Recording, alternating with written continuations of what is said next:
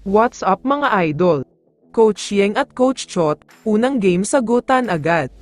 Pero bago mo sana ipagpatuloy ang panonood mo, ay huwag mong kalimutan na mag-subscribe bilang suporta sa aking YouTube channel. Maraming salamat idol. Bago ang naging laban sa pagitan ng TNT at Rain or Shine, pag-usapan muna natin sandali ang tungkol sa first game ng All-Filipino Conference. Ito ay ang labanan sa pagitan ng Blackwater Bossing at ang Meralco Bolts. Isang nakakagulat na panalo para sa Blackwater, dahil maraming bagong players sa lineup nila pero nakuha pa rin nilang manalo, at ang mas nakakagulat dito ay naging best player pa ang bagong player nila. Best player of the game si Reyna Batak, matapos lang naman siyang magtala ng almost triple-double, meron siyang team high 27 points, meron siyang career high 10 assist at meron pang 5 rebounds.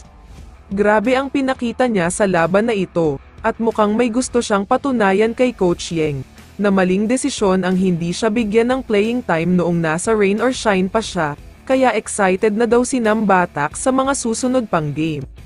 Samantala, lumipat naman tayo ngayon sa second game sa pagitan ng TNT at Rain or Shine.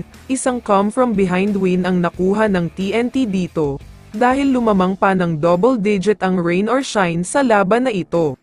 Nag-choke ang Ross sa bandang dulo ng laban, dahil sa kanila na dapat ang panalo na ito pero napakadaming crucial free throws ang hindi nila naipasok, tapos ay napakarami pang hindi magandang ginawa sa dulo ng laban.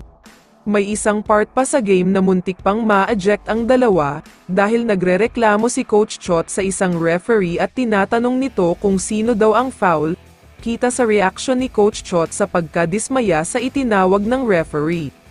Nagalit naman si Coach Yeng dahil bakit hindi daw tinawagan ng technical foul si Coach Chot, dahil pumunta ito sa bandang gitna ng court.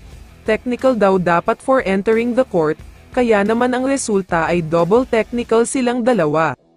Medyo controversial din ang ending ng laban na ito, at sinasabi ng ibang mga fans na nagbenta daw ng laro si Jonard Clarito, dahil 3 ang hinahabol nila, pero imbes na tumiran ng 3 ay nag-drive na lang siya at nag-layup. Lahat ng nasa Rain or Shine ay nagulat talaga, pero wala na silang magagawa dahil tuluyan nang natapos ang laban. Nagtapos nga ito sa score na 108-107, first win ni Coach Chot sa pagbabalik niya. Kaya naman kung ikaw ang tatanungin idol, ano ang masasabi mo sa laban na ito? I-comment mo naman ang opinion mo tungkol sa tanong na ito. Dito na muna nagtatapos ang video na ito. Maraming salamat sa panunood mga ka-Big Bites. God bless sa inyong lahat.